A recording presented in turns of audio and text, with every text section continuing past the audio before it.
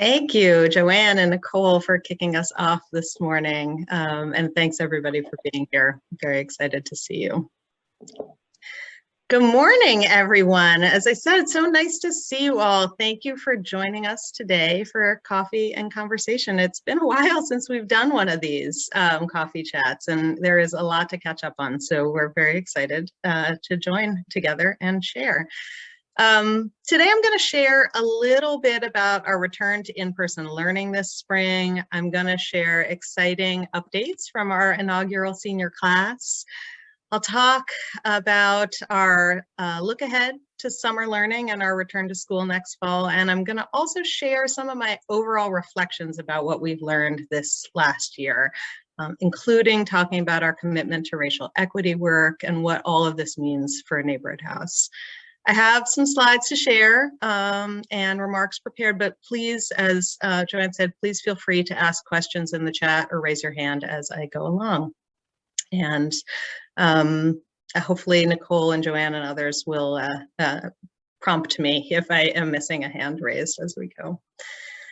So over the last week and a half, we have been back. We've welcomed back students in kindergarten through 5th grade, as well as our 12th grade scholars. Nicole, I think we're still seeing the norms for virtual meetings. Thank you. And so we wanted to share these joyous pictures with you. Our classrooms and our outdoor spaces are coming to life finally after almost a year apart, and it is honestly just incredibly joyous. One of the things I hadn't realized how much I was missing were just the fun, casual conversations that we can have. Our youngest students can hardly contain their enthusiasm. I just came from a 4th grade classroom and got a chance to see a dance presentation last week. The 1st graders invited me to dance the Macarena with them.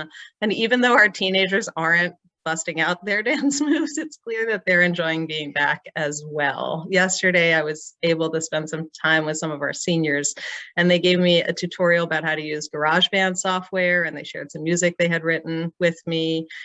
It wasn't a part of our music program, it was just a moment of connection during a downtime between classes, and these are really the sorts of things that just don't happen naturally over Zoom.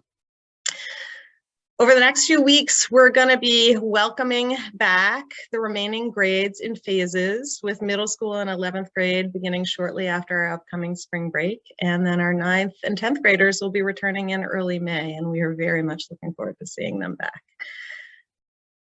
Preparing for a return to our buildings has been a huge undertaking, and I see a number of NHCS staff on the call today who surely can attest. Lots and lots of hours, and it has required hiring additional staff, purchasing new furniture, creating new schedules, conducting hours of training. In addition to mask wearing and frequent hand washing, making sure we have the proper air exchanges and ensuring social distancing, we're also conducting pooled testing to minimize the chance of community spread. Thankfully, so far, 94% of our staff have decided to get vaccinated, and many of our staff members have actually already had their 2nd doses.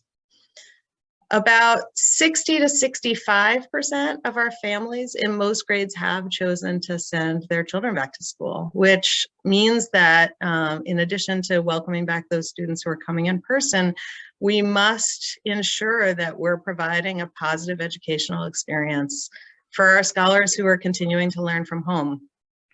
And that means using new technology and really getting creative. I really enjoyed last week having a chance to spend some time in a 12th grade math class.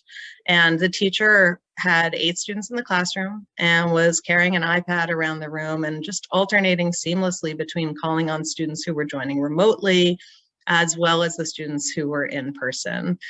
So depending on the subject and the grade level, some of our classes are being taught in this manner to students who are in various locations, and others are being taught either to all in-person or all remote students.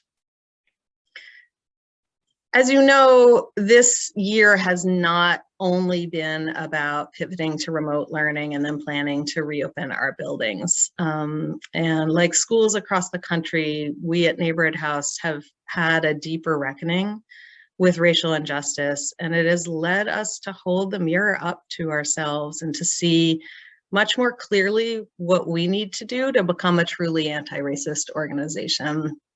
And we know that despite the fact that 80% of our students and families and 50% of our staff are people of color, we honestly haven't created the conditions historically for honest conversations about race and racism. And our community, like so many other communities across the country and across the globe, is traumatized.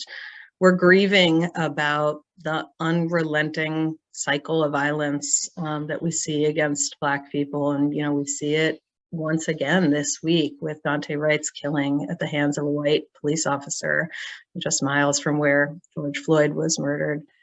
We see it in the video of Lieutenant Nazario being pepper sprayed while he was calmly trying to respond to a very escalated officer in what appears to have been an illegal traffic stop in the first place.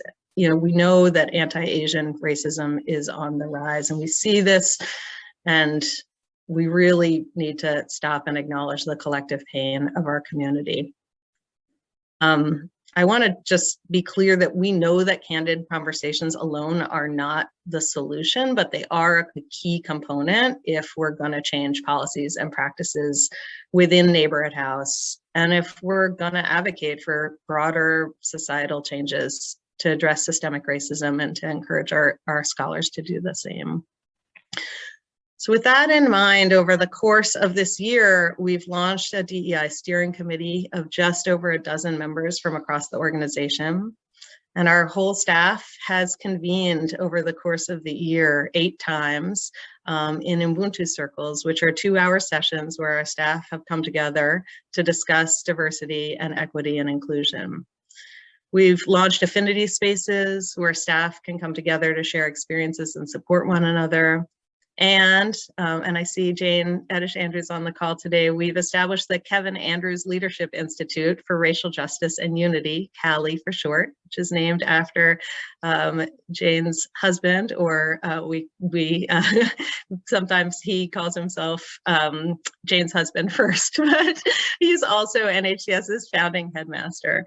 And we created CALI to attract and support and retain highly qualified teachers, particularly those from historically underrepresented groups, by offering dynamic opportunities for classroom teachers to grow their leadership skills and contribute to NHCS's development as an anti-racist organization. I'm thrilled that our first 2 inaugural CALI Fellows, 3rd grade English and Social Studies teacher Morel Martinez and 10th grade English teacher Karen Elberg, are working with our academic dean Angeline Thompson to examine our curriculum with a culturally responsive lens and to promote changes to content and pedagogy and professional development. And we intend to have future CALI Fellows as well, who will tackle other important systems and practices at Neighborhood House, such as our behavior systems and our special education programs. So while these changes are significant, they are only a start, and we're very much looking forward to share more as time goes on, including more opportunities for NHCS families and scholars to engage with our anti-racism work as we move into the summer and fall of next year. More to come. Speaking of the end of this year, one of the milestones that we are most excited about is the fact that we'll be graduating our first senior class this June. This has been a long-held dream, and I am so grateful to our high school team. Founding Principal Jamil Bai Grandson, who I think is on the call this morning, and her staff for all that they have done to create stability for our seniors during this exceptional year. And I love looking at these photos, and there's Jamila standing with our scholars, so thrilling. Another huge shout out goes to our College and Career Pathways Department, Director Tammy Faye Meneed and her counseling staff, Donnie Bond and Courtney Whalen.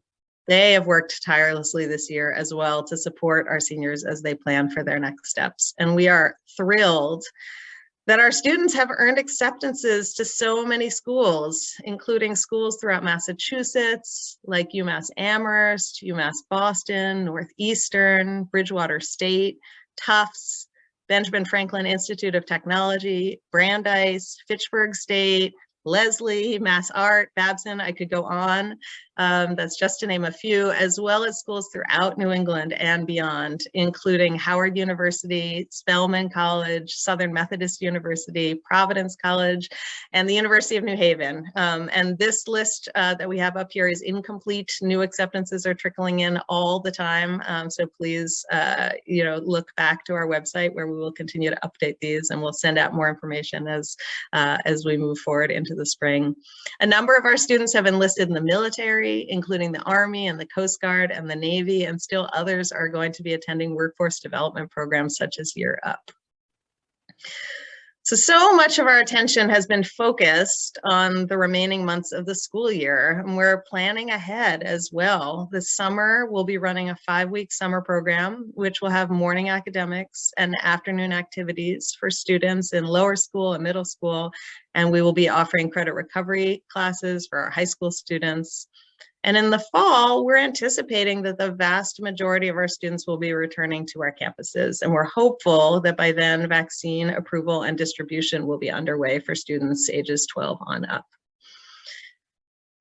This last year has been unlike any we have faced before at Neighborhood House. But while we have seen districts across the Commonwealth and across the country mired in disagreements about reopening between families and staff and district leadership, here at Neighborhood House, I'm proud that we have been able to work so cooperatively together, and it's allowed us to maintain a primary focus on providing the best possible educational experience, whether remote or in person, for our students.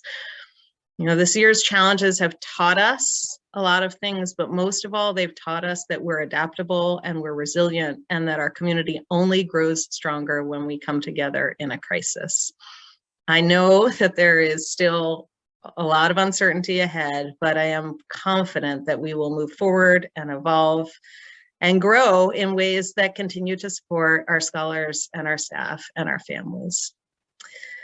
So thank you for being here with us today, and I'm eager to answer questions that you might have. I know that you may need to jump off at any time, so if you must, please feel free to do so. But if you have time to stay on with us to chat some more, we're going to stay on for probably at least another 30 minutes or so. So if you have a question, feel free to take yourself off mute and jump right in, or raise your hand, or type a question in the chat.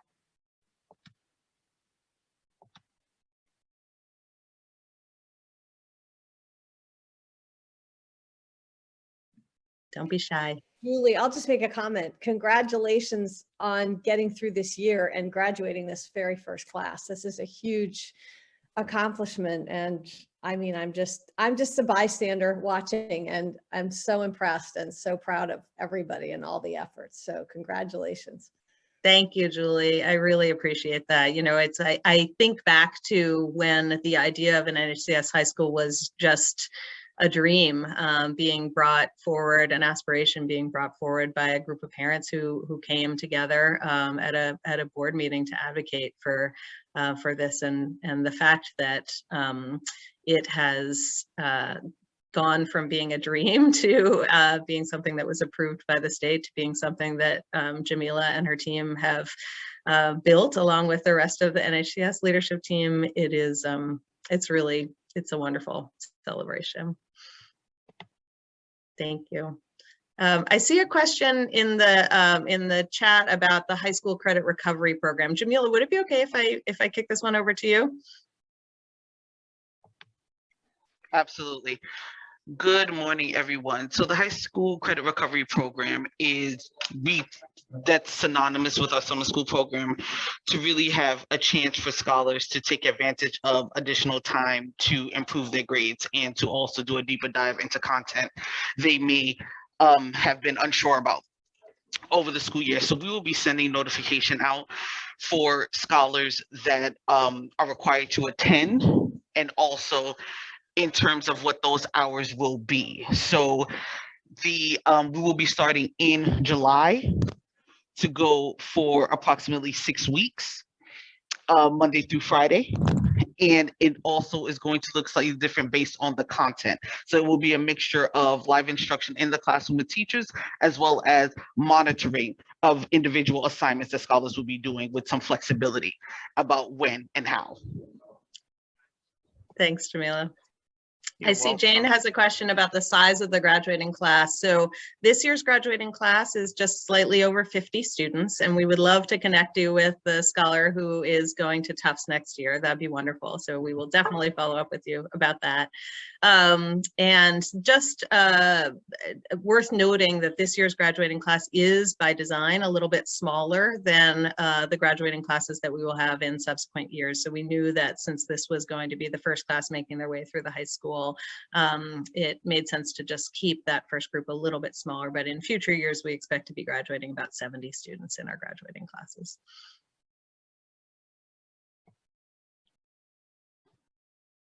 Kate, this is Leslie, and I apologize. I'm on the phone, so I can't put my video. That's okay. I mean, I'm driving while I'm on the phone, so I can't put my video. I had a question about the in their efforts to recoup some of that lost time and buttress their education efforts. Have you gotten a window at this point into what neighborhood house might be expecting and how you might be planning to use that money, if you do know?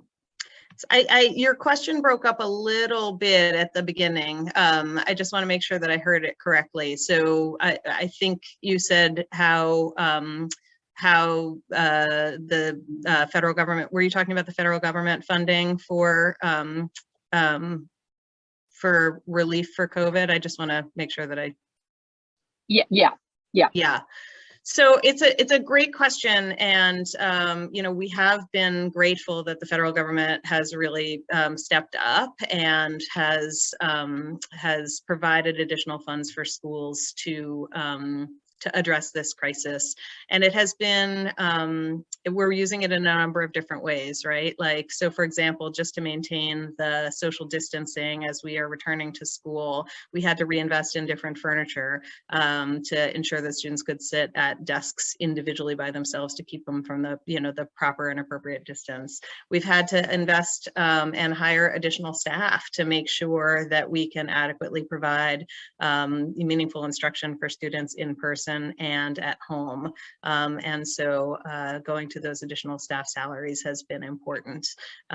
This, as Jamila mentioned, our summer program might be a little bit more intensive this year to deal with learning loss, and we're anticipating that will be the case at the lower and middle school as well. So making space for more students to attend so that they can have a little bit more of a continuous in-person learning experience. So there are a number of different ways. We're also doing some hiring for next year to address needs that have existed in the past, but we think may exist even more significantly. So one of the things I'm really thrilled about, we've hoped to do for a while, but the new federal funding has allowed us to hire a dedicated reading specialist for our Queen Street campus. That's something we've wanted to do for a while, but haven't been able to afford to do. And we believe that that'll be really meaningful as it relates to students coming back, some of whom have, experienced the disruption of this year in ways that we want to be able to bolster their skills. But I do also want to say, because I think it's important that, despite the fact that we've been remote for a really long time this year, many of our students are really thriving, and we have been finding creative ways to assess our students and their progress. And obviously we need to make space for, the emotional well-being of our students and not focus exclusively on academics. But it has not been a lost year. And one of the things I think we are really focusing on are, what are the conditions that have allowed some of our students to thrive during this remote period of time, and what can we learn from that and bring into our planning and programming as we move into next year. Thank you. I noticed a comment in the chat about how great the high school staff has been, and I just wanted to invite family members who are on the call today. If any of you would like to share your experiences or talk about what the experience of this year has been like, we'd love to hear from you.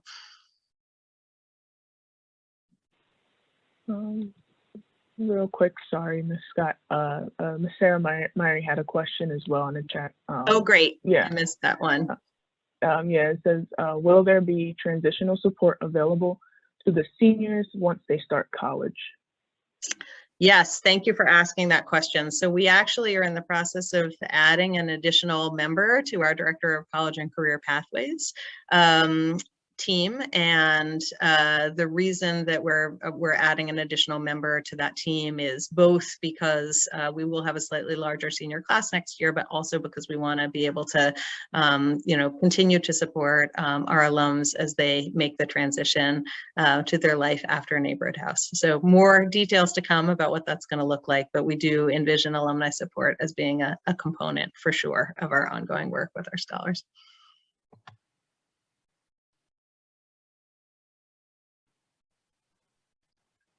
Hi, good morning.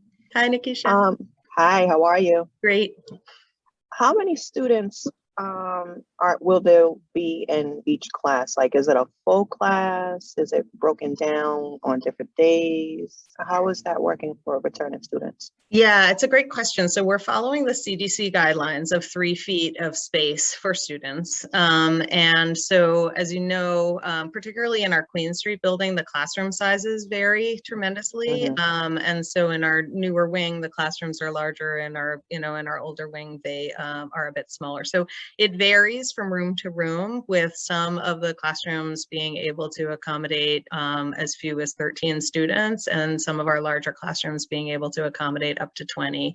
We're not seeing 20 students for the most part in those classrooms as of now, because only about 60 to 65% of our families have opted back in. But we are being really, really careful to maintain that 3 feet of distance. And so, if you were to walk into the rooms, there's, blue tape squares on the floor that the students know and the adults know that, that's the spot that each desk is situated. So. Same goes for the high school building. Same goes for the high school building, exactly. Okay. And Jamila, you can speak to that right now with our 12th graders. I feel like when I've been in the rooms there right now, usually it's fewer than 10 students in each classroom, just based on the number of 12th graders who have returned. But as we welcome the 8th, 9th, 10th, and 11th graders over the next few weeks, we may see more. Jamila, do you want to speak to that at all? Yeah, that's correct. So it really has varied by grade, and right now with our senior class, I think the most we've seen in the building on any given day has been a little over 30, right? So divide that based on the 4 to 5 classes that are happening simultaneously. So you'll see a mix of that. And then with our younger grades, we're seeing a little more than 50% that are saying that they will be returning. So, and again, families may change their minds at the last minute, but we're seeing a little over 50% at each grade level that are returning. Okay. I see a note here.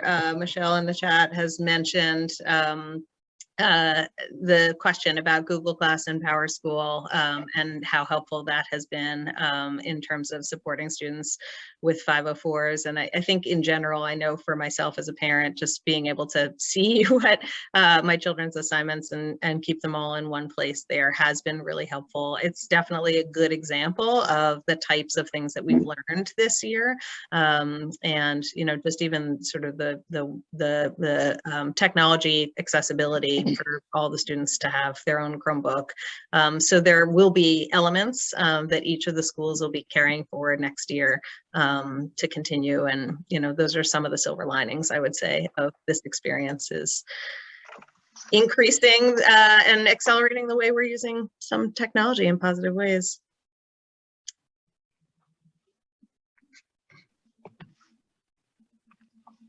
What other questions? What else is on your mind?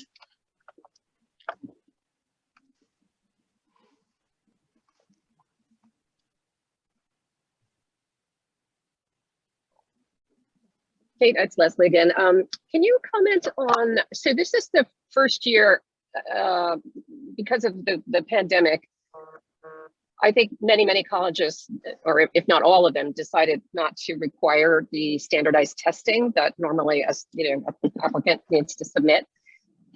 Can you tell me how you feel that may have helped or altered the landscape for students that were in the process of applying to colleges?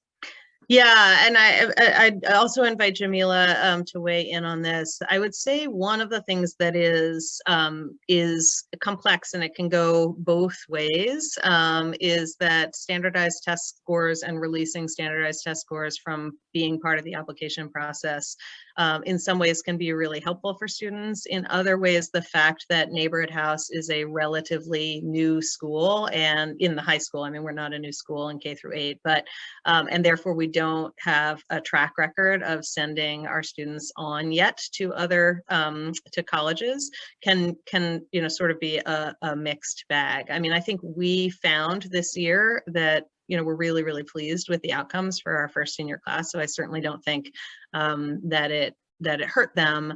I also know that for students who scored well on standardized tests, it can be an asset to be able to submit those scores regardless, just to demonstrate in one additional way. So it's, standardized tests it's a very complex subject, but I think the biggest takeaway is that it definitely gives students individually more flexibility to work with their college and career pathways counselor to determine what's the best course of action for them individually. Jamila, anything that you would add?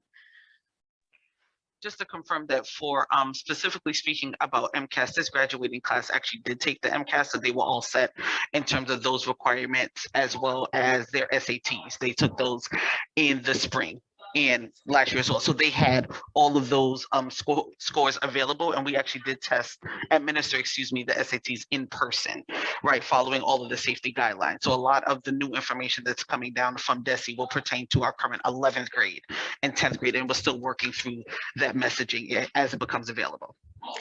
I do think, going to your underlying point, Leslie, that it does just offer another level of flexibility, and and allows us to support scholars to make decisions that are in their own best interest, depending on whether standardized tests are a strength of theirs or more of a challenge. And we're eagerly looking to see whether these test optional or test flexible, there's Kevin, hi Kevin, whether these test optional or test flexible policies are going to continue in colleges and universities in the future. Thank you. Thank you.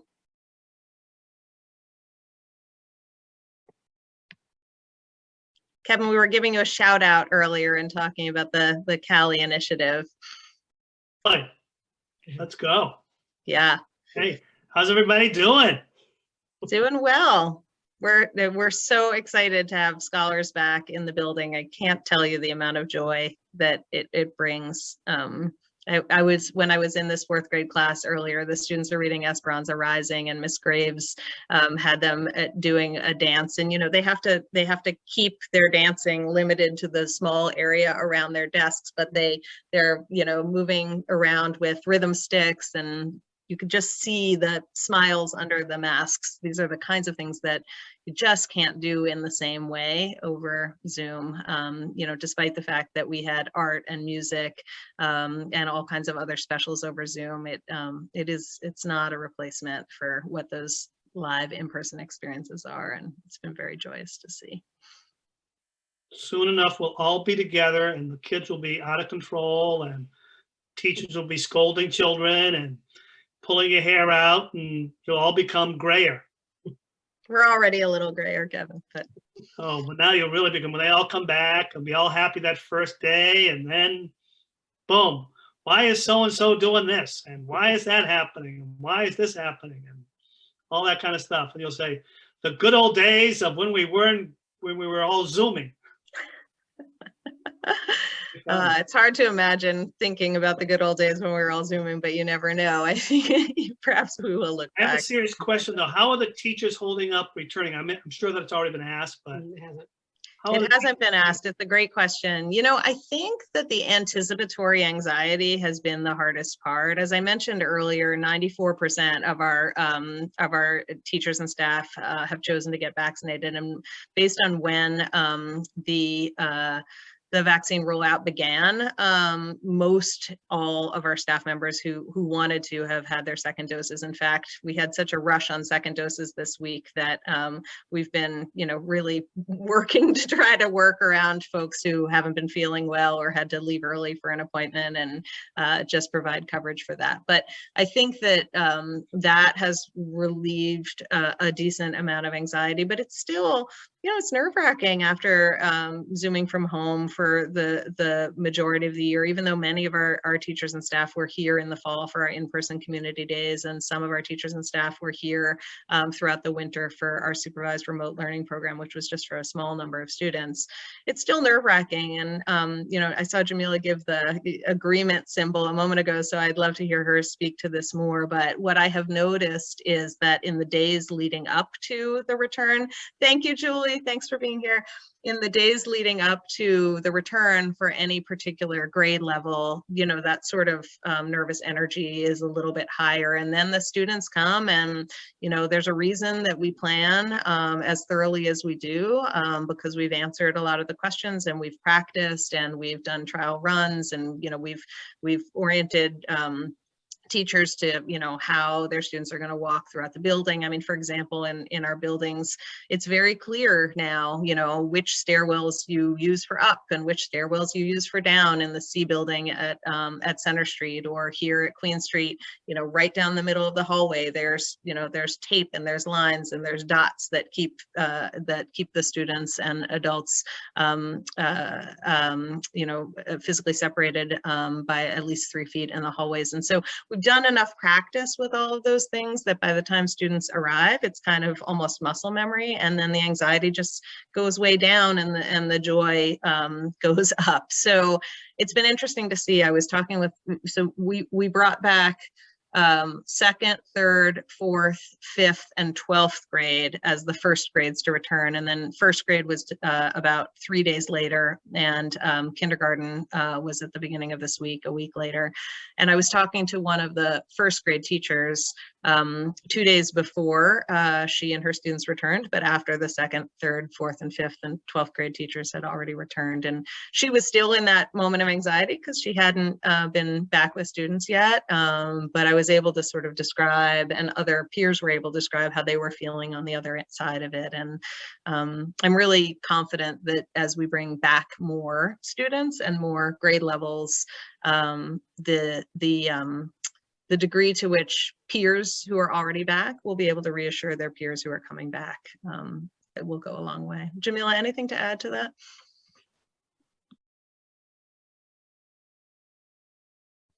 Apologies, I'm zooming with the headset on because I'm in the hallway. But I would completely agree with that, and also say that most of our teachers, of course, all grade levels, have spent a minimum of 1 week in the building prior to the grade level entering. Therefore, a lot of that anxiety and some of our teachers, this was their first year teaching, right? So just having the time to be in the building to familiarize themselves with the space, the different routines, having professional development with myself, with Karen McCarthy, or with Koi Tao, as well as our academic deans, has really helped to kind of bring down a lot of that anxiety. And also having time and space to use the technology to teach scholars in both spaces simultaneously, and to do that before they start full-time has been extremely, extremely helpful. And kudos to the grade levels that started first, because they're able to be, quite frankly, the best resources for their peers that are re-entering in a staggered way. I think it's also true that all three principals, Kara McCarthy and Koi Tao and Jamila Abai Granson here on the call today, have done a really extraordinary job of involving and engaging their teaching staff and other staff on critical and important decisions related to reopening. And that, I think, has really made the difference, because it means collectively we're making strong decisions that are informed by what teachers' experiences are, and it means that there's just a greater level of buy-in. And I think when I've seen some of the more challenging rollouts of reopening, you know, that you see in the news. It's often in situations where there's been more of a, where there's been less of a collaborative approach to reopening. And so I'm grateful that that's not what we've experienced at Neighborhood House. So I see a question in the chat, Lavinia, about whether there are any students that we've lost altogether that didn't connect either in or out of school. And it's an excellent question. I mean, I think a couple of things have really minimized that for us. One is that, you know, I think a lot of places really struggled with the digital divide at the beginning, but Neighborhood House was very quickly able to get computers and technology into the hands of families and able to troubleshoot in cases where there, you know, were internet or issues. And I don't want to paint like a overly rosy picture of that. There still were issues. There were issues, you know, with, we had an issue with delay in laptops that was not specific to Neighborhood House, but was related to a trade dispute with China, where, you know, we had hundreds of laptops that were sitting in customs in California, along with, you know, probably tens of thousands of other laptops that other school districts were awaiting. So, you know, it took us a while.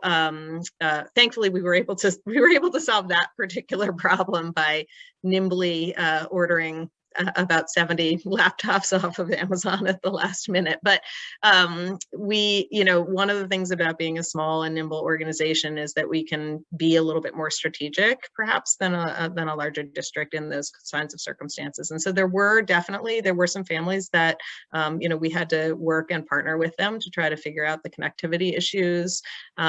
We had, I think one of the really complex things at the high school, and I'm sure Jamila can speak to this more, is students who were, you know, going into the workforce more significantly to, you know, to work jobs to, you know, help support the family during this time. And so it, you know, it really, that has been complicated. It's also been complicated with students who have, you know, been pressed into additional childcare responsibility for younger siblings if their families are working outside the home during remote. We were able to solve some of those issues with our supervised remote learning program that took place throughout the fall and winter. And so we had a small number of students in both buildings that were able to come in, and they were still learning remotely in the sense that they didn't have a teacher in front of them providing live instruction. Now that's what we have, live instruction when students are in the building. But this was really just the opportunity for students who, for one reason or another, it was harder for them to connect online. And so we were able to provide a safe space that was supervised by a caring adult for them to come in and do their learning. You know, we had Tanisha did an amazing job of just going out and doing home visits with families, and you know, just, you know, a very individualized approach, I would say. Jamila, other things to add about how that has played out at the high school? I was actually going to add the piece about Tanisha, which I think was really instrumental as the family engagement coordinator, who I still don't understand how she's everywhere all the time and knows our families and can connect in such genuine ways. So that has been a huge asset for us to be able, because those home visits, and you can see in the gala video we showed around the time of our event, you see her still doing, obviously safely, but still doing home visits that were allowing us to engage. We also set up transportation for scholars where that was an issue to go ahead. We had many families that moved during the pandemic that had that did not want their children, because there were family members who were high risk, did not want their children on public transportation. So we were able to accommodate and do that as well on a case-to-case basis. So all of those efforts collectively, obviously with the advisory system and advisors reaching out, as well as the deans of student culture, all helped to really try to engage and re-engage our scholars that were having a difficulty with this transition. Thanks, Jamila. And I noticed that Nicole dropped the gala video in the chat. So if you haven't watched it, we encourage you to. It's really lovely. And also, Nicole, absolutely, you know, thank you to all of you, those of you on the call who were supportive with our tech needs and the broader donor population that really stepped in to support that transition at that moment last spring. Other questions?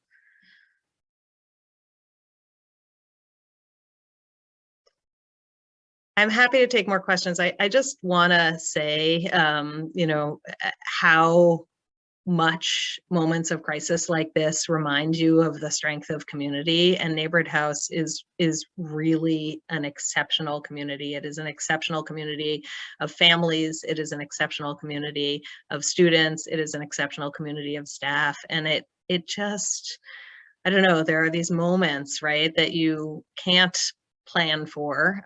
You try your best to prepare for them, but you know, I was talking with one of our crossing guards this morning, and we were reminding ourselves of what it felt like back in March last year. And you know, I remember huddling with the leadership team as we had to make a decision about shutting down and what date, you know, we were trying to make that decision, and it was so heightened. And at the time, lots of schools were saying they were going to close for 2 weeks, and we had a conversation with Mayor Walsh at the time, and you know, and he had said, I think maybe it's going to be a bit longer than that. And in my head, that meant maybe it's going to be 4 weeks, right, or possibly 5. I think he had a more accurate vision of that. And I, you know, I go back and forth. Sometimes I think I'm actually glad that we didn't know, because I think that the sheer enormity of it would probably been just absolutely overwhelming. And yet, you know, the degree to which the staff and students and families just pivoted quickly, and you know, and we're able to continuously improve, you know, throughout last spring, and then the significant investment of time and energy. I mean, this leadership team, Jamila and Nicole and Molly are on the call right now, but the leadership team, you know, everybody on the leadership team just worked nonstop from March on of last year, all throughout the summer, along with staff, to re-envision what this fall was going to look like, and then to do it all over again, you know, now to re-envision what this spring is going to look like. It's been intense, and it's just been a tremendous amount of work, but it's been a really labor of love, I would say. And I would say that it just, I'm so incredibly grateful. Words cannot adequately convey how grateful I am to the team, everybody at Neighborhood House, every teacher, every administrator, every dean, the folks, you know, whether you're unloading the buses or opening the front door and temperature checking, the communications, as we mentioned and gave a shout out to Nisha Cooper, who's done an extraordinary job. You know, Joanne and Nicole and Anna, our amazing development and communications team. It's really been an incredible undertaking. And I have to thank families too, because you as families were thrust into, you know, basically overnight, over the course of a weekend in March of last year, a completely different relationship. You know, you're used to sending your children to school and working collaboratively with the school, but also, you know, knowing that they're going to be safe at school for the number of hours that they're there, and to, you know, to have that just completely upended. You know, the degree to which families showed grace and care and consistency, and, you know, just true partnership with the school was amazing. And, you know, I sort of would expect nothing less of the NHCS community, but it's still incredibly gratifying to have that be the reality. So anyway, just worth saying thank you often. So thank you. Okay, I want to also end on a positive note here. I was in a part of another conversation unrelated to any of this. And a grandparent did not know I was at Neighborhood House, and then said during this Zoom how incredible the staff at Neighborhood House were. My grandson goes to this school. It's a charter school in Dorchester. And he just went on and on and on. He said, I've never seen the experience with it. You can call and get an answer from a school, or someone will reach out to you right away. So it was very, very positive. And then I told him why. It's always nice to hear it when they don't know you're affiliated and you know that it is just totally genuine. I know it's genuine either way, but I imagine it must have felt great to hear that. Kevin, thank you for sharing it with us today. I appreciate that. Any other questions or comments? We're happy to stay on.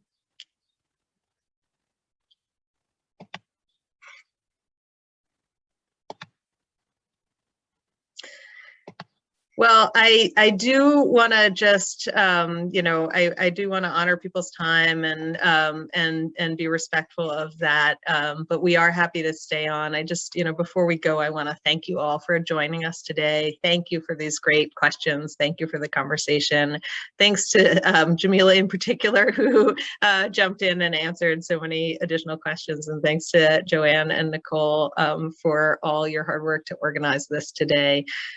Finally, I just want to thank everyone for your commitment to Neighborhood House, especially over the course of the last year. And now as we move through this new transition, returning to in-person, it really means so much to us that you're taking the time out of your day and your lives to check in with us. So I would say take care to everyone, and we wish you well. And please feel free to stay on if you have any additional questions. But thanks so much for being here today. Thanks for the great work you're doing. It's really impressive. Thanks, Leslie.